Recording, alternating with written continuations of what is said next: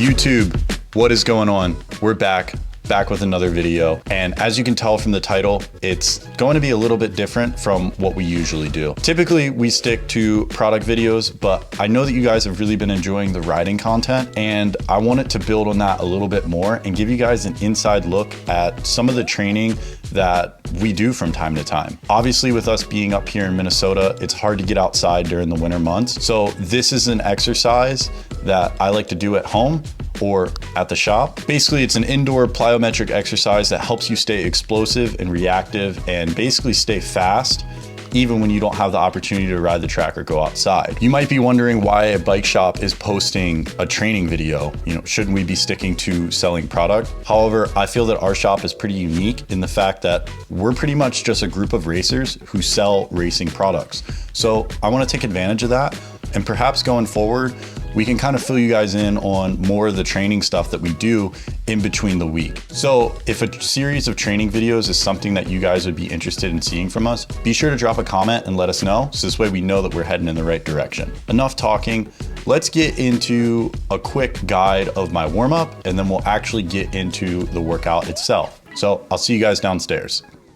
First things first, we're gonna get the body warmed up, get the heart rate elevated. And what I like to do to start this is a series of jumping jacks, and I will pretty much walk you through the whole warm-up routine. 20 jumping jacks right now.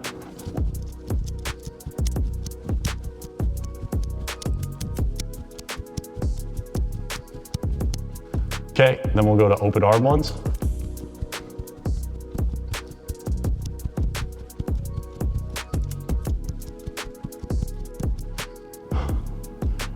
Honestly, I didn't really think about how awkward this would be. This seems like a really great idea in my head, but now that I'm doing it, kind of feels a little bit weird. But anyways, we're gonna keep going. So 10 squat jumps.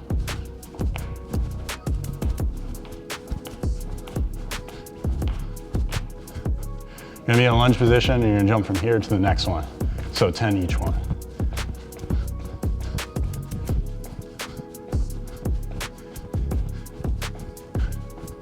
You can already feel it, starting to sweat a little bit. So now I'm gonna go all the way over here and basically just try to stretch my hamstrings a little bit.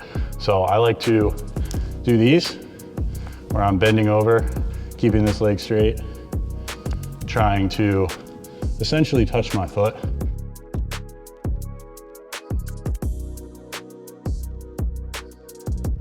That's just a basic quad stretch. Just something to kind of open up my legs and hip flexors. And now we will go into side by sides.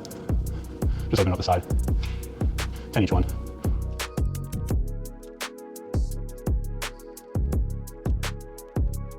So keep in mind, that was just a pretty quick warm up.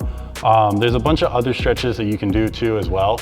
Pretty much anything that's dynamic. For some people, there might be certain areas of your body that are tighter than others. They might have to do additional warm-ups with a certain thing. So whether that's your lower back or maybe your hips are always really tight. I know for me right now, I'm already kind of feeling it. So I'm pretty much ready to get into the workout. The last thing that I'll do before I actually start doing the workout is I like to spend 5 minutes on the rollers just to kind of elevate that heart rate even more and kind of get used to riding the bike, getting used to riding the rollers. This way my first roller sprint isn't like the first time I've been on it. Quick 5 minutes on here.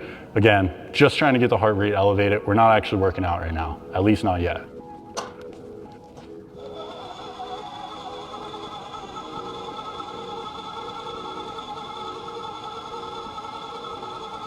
Okay, yeah, as you can see, nothing too crazy there. Just a quick little ride on the rollers, get my body warmed up, get me ready to go. Starting to break a little bit of a sweat, so that's my body telling me that I'm warm, and let's get straight into the workout. First thing that we're gonna do is, I don't actually have a plyometric box, so I like to use the staircase as basically like box jumps pretty much. So the goal is to try to go from point A to point B as quick as possible, generate as much force in my legs, and I do that by trying to jump as many stairs as possible. So to start, we're gonna go 1, 2, 3, 4, 5. We'll start with 5 just to be safe. I'll do this for 5 reps. So after I do it 5 times, that'll be 1 set. Enough talking, let's try to do it.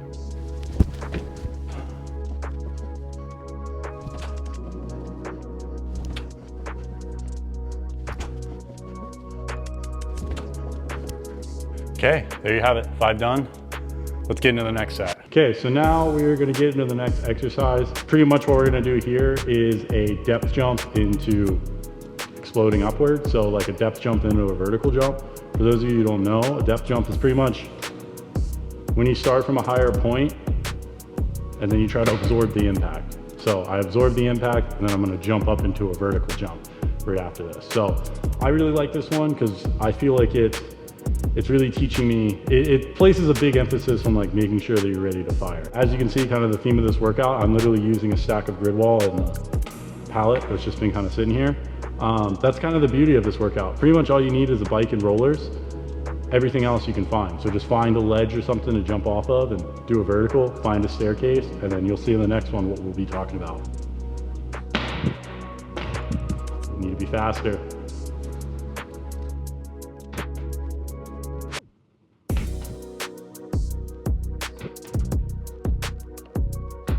So as you can see, pretty much the whole goal of that was as soon as my feet touch the ground, I'm trying to pop up as high as I can. Obviously we need a little bit of work, not feeling super pipey today, but that's why we do this stuff. So this way we can get to that point. Okay, so this is the setup for the last 2 workouts. Like I said before, no crazy equipment required. I mean, these are literally storage totes that I found.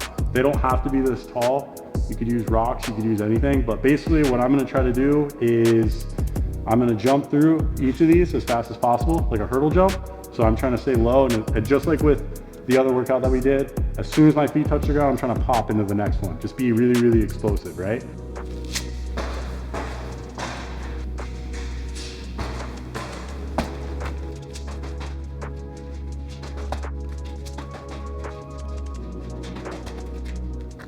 So yeah, that's probably kind of the hardest one of this whole circuit. As you can tell, I'm a bit more out of breath than this last one.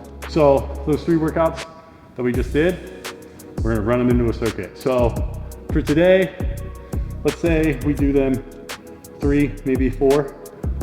Actually, no, we're gonna stick with 3 at the start. So we'll do 3 complete sets. So we just did 1 set of that. Do that 2 more times. Then we'll get into our roller sprints, and then we'll actually finish with another set of this circuit. So we'll do 4 in total. One thing that I like to do from time to time is I'll do that same exact thing that I just did, like jumping through them, but I'll try to do it single leg. It's a little bit harder with how tall these are, but that's a variation that you can add into your training plan if you feel like you really wanna focus on firing each leg at a time. So I'll just give you a quick example just to kind of show you what it looks like.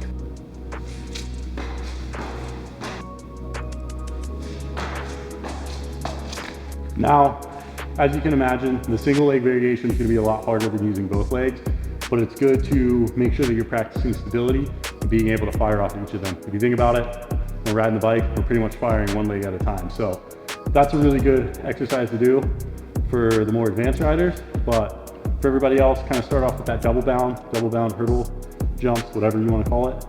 Start off with that, and then as you feel more comfortable, you can start to experiment with single leg stuff. But for today, we're just gonna keep it double leg. And we're back. Okay, so plyos are done. Well, kind of. We still have another set to do once we finish our roller sprints, but now we're getting into the main course, if that's what you want to call it. Part of the reason why I like the rollers is it helps a lot with that pedal cadence. You know, like think about exiting turn 1 or just anywhere where you're like sprinting. You know, look at Nashville, like after that roller, after the first roller, when you're sprinting to that tabletop, you know, that's what the rollers are trying to simulate, is that high speed, high pedal cadence. There are 2 ways to do this, and I'm kind of split between which one's better. The first way is to actually be on the rollers with both wheels and to sprint. I really like this method. This is the method that we're gonna do for today. It's the harder of the 2. But I really like this method because I feel that it teaches you good pedal technique. You have to be smooth and balanced and spin as fast as you can. So you're not like all over the place pretty much. So it teaches you really good pedal technique because if you don't have it, the rollers are gonna throw you off of it. The next way is to just put your back wheel onto the roller. So your front wheel is off, you can lean up against the wall or have a friend hold you. That way is good too. What's really nice about that is you don't have to worry about balancing as much. You just focus on getting those feet firing as much as possible. The downside to that though, especially like for me now, is I find that roller kind of moves out from underneath me, so I can't really get into the sprint. So for today, we're gonna stick with having both wheels on the roller and just sprinting in a stationary spot. You can't quite get the same leg speed that you get with just having your back wheel on there, but I feel that it's worth the trade-off because it's more usable power. When I'm on the track, I'm gonna be balancing with both wheels. So it doesn't make much sense for me to try to sprint leaning up against the wall. I think the biggest answer to that question is just gonna be defining what your training outcome is for that specific session. Let's get straight into our roller sprints. I'm going to do 6 to 8 of them, most likely 6. And I'm gonna do them for a 6-second duration. So basically just try to spin my legs as fast as I can for an entire 6 seconds. All right, let's go.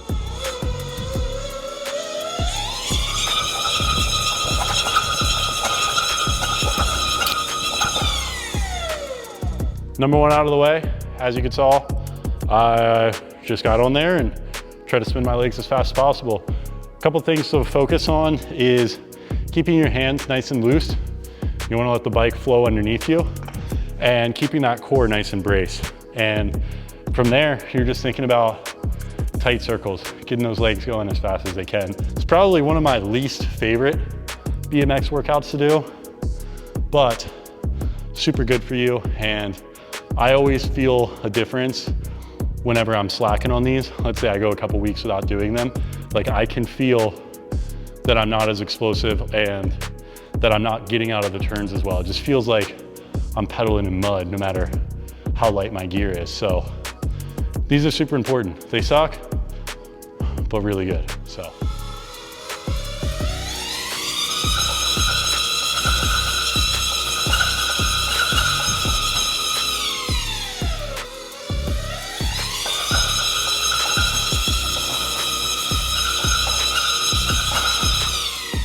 Another thing to consider when doing these is the variation I'm doing right now.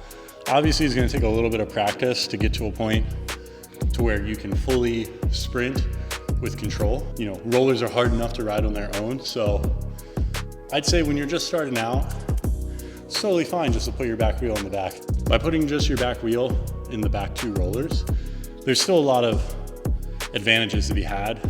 That was how I did rollers for probably the first like 2 or 3 years when I first started, was doing them that way. So just having them on the back is perfectly fine. It's just my advice to you is over time, I would work your way into having both on there, kind of like the sprints that we're doing now, because it's a really good way to practice pedaling technique. Obviously, by doing them the way that I'm doing them, it's a little bit harder to get up to full speed because now you have the resistance of the front roller that you're pushing as well. Whereas when the tire's just on the rear, you're not actually pushing anything, and even then the rollers technically have less resistance. But as long as you're doing your rollers, either way, you're gonna get the same benefit. It's just each of them has a minor pro or con to it. So don't feel discouraged from doing rollers just because you can't do them this way.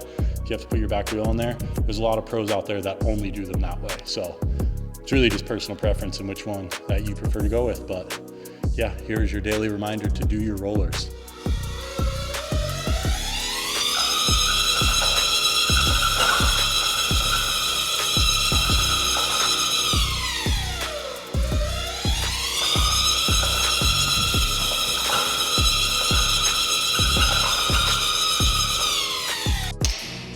Got a little wild on that one.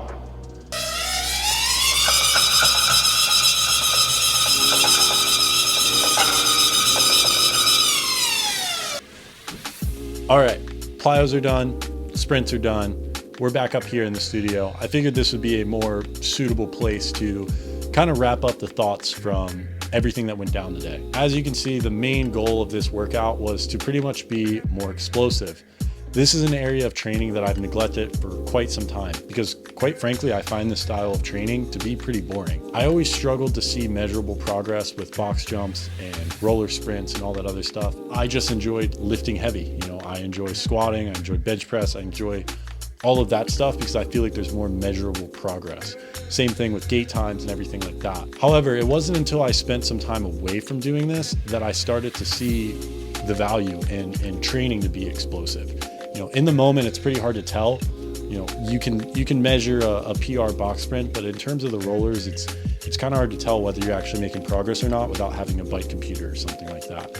So because of that, I kind of neglected it. After spending some time away, I started to see the side effects of me not being very explosive. One of those being my first 2 pedals out of the gate have kind of always been a weak point for me. Despite me being fairly strong and being able to push some pretty heavy gears, even when I would drop that gear down, it always felt like my body just couldn't react fast enough. And that's when I started to implement some of this training into it. That's what these are designed to do, is to help you be able to fire. I know I've said this probably 100 times by this point, but hopefully that point is starting to ring true to you. Now, there are a bunch of different plyometrics that you can do, and I do like to change it up from time to time.